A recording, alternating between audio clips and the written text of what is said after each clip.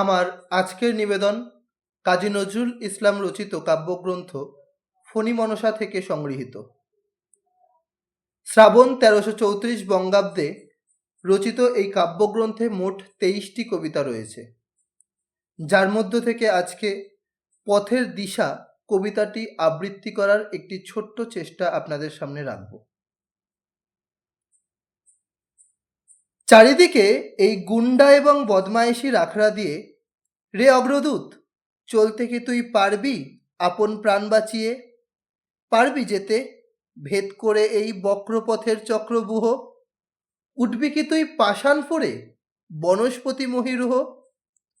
আজকে প্রাণের গো ভাগাড়ে উঠছে শুধু চিলচকুনি, এর মাঝে তুই আলোক শিশু কোন অভিযান করবি শুনি?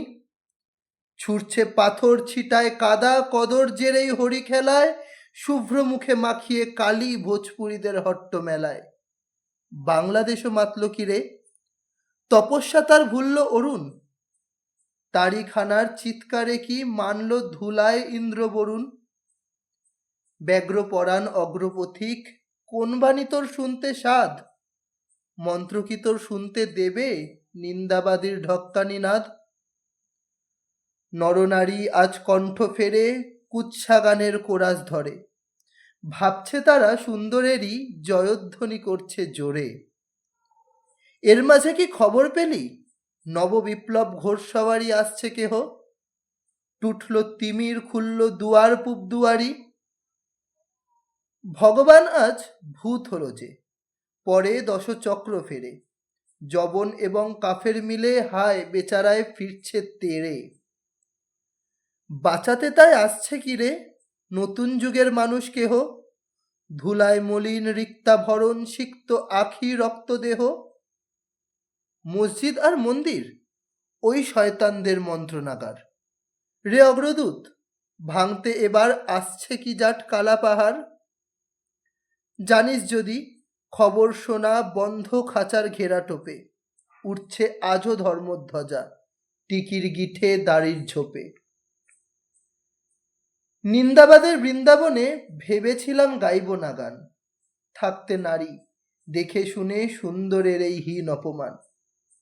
ক্রুদ্ধ রোষে রুদ্ধ ব্যথায় ফোপায় প্রাণে ক্ষুব্ধ বাণী, মাতালদের ওই ভাটিখানায় নটিনি আজ বিনা পানি।